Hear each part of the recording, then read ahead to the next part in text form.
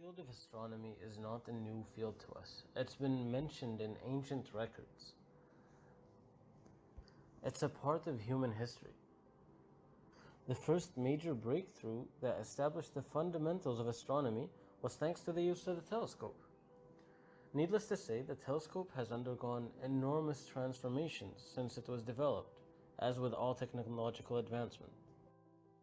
Over time, some of the greatest minds would come together to contribute towards the development of the same telescope. The telescope was first patented in 1608 by Hans Lippershey. He achieved a magnification power of ×3. His telescopes would be brought to high society around Europe. It was only a year later, in the year 1609, that Galileo heard of the telescope and reconstructed it himself, with upgrades. He was able to achieve a magnification power of ×20 and was the first person recorded in history to use it for astronomy. His discoveries led him to confirm the heliocentric model and set the foundations of astronomy. The next major development to the telescope was the invention of the Newtonian telescope, the reflector telescope. Contrary to what the name implies, Isaac Newton was not the first person to develop the idea of a reflecting telescope. He simply built on Kepler's work, his predecessor. Newton built his improved telescope in 1668. It had some advantages over the previous reflector telescopes, and some of these advantages were that it had no chromatic aberration, it was cheaper to build, the assembly and construction was simpler, and it had a wider field of view. Not to mention, it was portable and since it was smaller.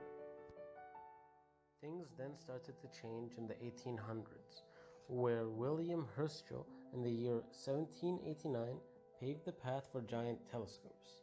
He constructed a 12-meter-long Newtonian-based reflector telescope, the largest in its day. With it, he was able to discover several moons around the gas giants. Another major development to the telescope was the invention of the radio telescope. Carl Juth Jansky, an engineer in the early 1930s, built a device to detect short-wave radio signals. A few years later, Grote Reber, a radio enthusiast, developed a device to visualize radio waves based off of Jansky's work. His findings with the device gave evidence to other sources of radio waves in the universe. This opened a new door in observational astronomy. The W.M. Keck Observatory is one of the most highly advanced earthbound observatories. Stationed in Hawaii at an elevation of 4,145 meters above sea level, the W.M. Keck Observatory captures the universe with minimal atmospheric interference. Its mirrors are made of 36 segments to give the best images possible. It was built between 1990 and 1996. Moving on to the telescopes that are no longer within Earth's atmosphere, there are some really advanced projects. For those that orbit the Earth, the Hubble Space Telescope can be considered a major milestone. This massive sophisticated technology was deployed in 1990. It provides images of the highest resolution since it is not hindered by the distortion of Earth's atmosphere. It's expected to be able to stay in service well into the 2030s.